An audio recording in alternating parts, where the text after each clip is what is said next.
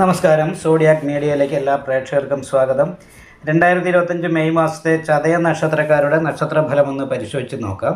ചതയ നക്ഷത്രക്കാർക്ക് 4-ാം ഭാവത്തിലായിരുന്നു സർവേശ്വരകാരകനായിരിക്കുന്ന വ്യാഴം സഞ്ചരിക്കുന്നതെങ്കിലും മെയ് മാസം 15-ാം തീയതി 5-ാം ഭാവത്തിലേക്ക് വ്യാഴം വരുമ്പോൾ ദൈവാധീനം വർദ്ധിക്കും. മനസ്സിലാഗ്രഹിക്കുന്ന കാര്യങ്ങളും പൂർവ്വപുണ്യങ്ങളും അനുഭവിക്കാനുള്ള യോഗമൊക്കെ സാധിക്കുന്നതാണ്.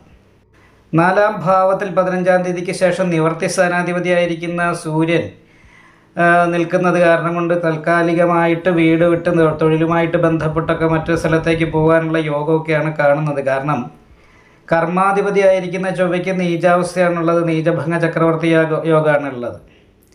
അതിന് ശേഷം ചൊവ്വയുടെ മാറ്റം വരുന്ന ചിങ്ങൻ രാശിയിലേക്കാണ്, നിവർത്തി സ്ഥാനത്തേക്കാണ്. എന്തായാലും തൊഴിൽ കിട്ടും എന്നുള്ള കാര്യത്തിൽ ഉറപ്പാണ്. തൊഴിലില്ലാത്തവർക്ക് തൊഴിൽ കിട്ടുകയും തൊഴിൽ ചെയ്യുന്നവർക്ക് വരുമാനത്തിൽ വർദ്ധനവ്, സാമ്പത്തിക നേട്ടങ്ങൾ, അതേപോലെ തന്നെ സ്ഥാനക്കയറ്റങ്ങൾ, ഇങ്ങനെയുള്ള ഗുണങ്ങളൊക്കെ അനുഭവിക്കാനുള്ള ഒരു യോഗമുള്ളൊരു മാസമാണ് ഈ വരുന്നത്. 14-ാം തീയതി വരെ വലിയ മെച്ചമൊന്നും ഇല്ലെങ്കിലും അതിനുശേഷമാണ് ഏറ്റവും കൂടുതൽ അനുകൂലാവസ്ഥ ഉണ്ടാകുന്നത്. പ്രത്യേകിച്ചും ചന്ദ്ര ലഗ്നാധിപതി ആയിരിക്കുന്ന ശനി മീനൻ രാശിയിൽ ശുക്രനോട് യോഗം ചെയ്താണ് നിൽക്കുന്നത്. അപ്പം നവംജ പ്രഗ്നം എന്ന് പറയുന്ന യോഗം ചെയ്ത് നിൽക്കുന്ന ശുക്രനായത് കാരണം കൊണ്ട്, അതായത് ഉച്ചബലവാനായത് കാരണം കൊണ്ട് വീട് മോടി പിടിപ്പിക്കാനൊക്കെ സാധിക്കുന്ന ഒരു സമയമാണ്.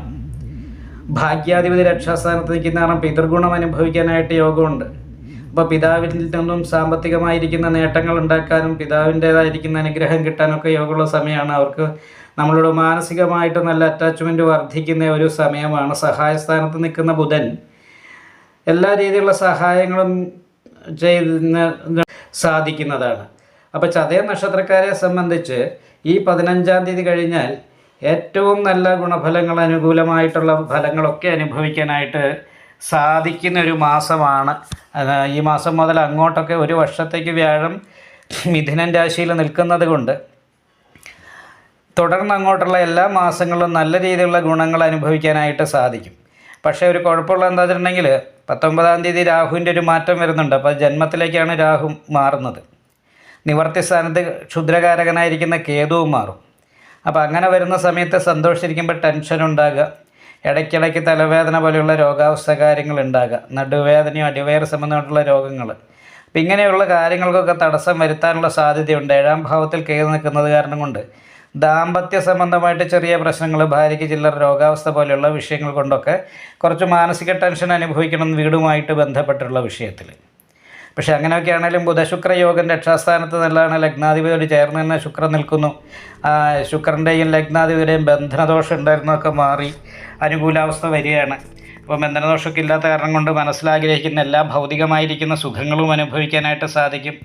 വിദേശ യാത്രയ്ക്ക് യോഗമുണ്ട്, വിനോദ സഞ്ചാരത്തിന് യോഗമുണ്ട്. അപ്പോൾ ഇതുപോലെ നല്ല അനുകൂലമായിരിക്കുന്ന ഗുണഫലങ്ങളൊക്കെ അനുഭവിക്കാനുണ്ട്.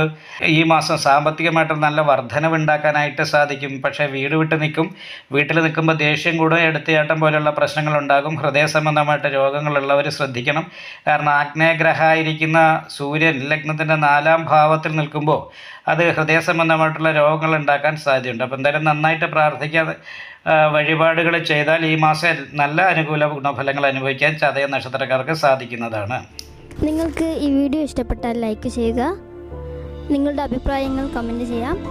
ജ്യോതിഷവുമായി ബന്ധപ്പെട്ട കൂടുതൽ കാര്യങ്ങൾ അറിയാൻ ഈ ചാനൽ സബ്സ്ക്രൈബ് ചെയ്യുക. ഞങ്ങളുടെ ഓൺലൈൻ കൺസൾട്ടൻസി നമ്പർ താഴെ ഡിസ്ക്രിപ്ഷൻ ബോക്സിൽ കൊടുത്തിട്ടുണ്ട്.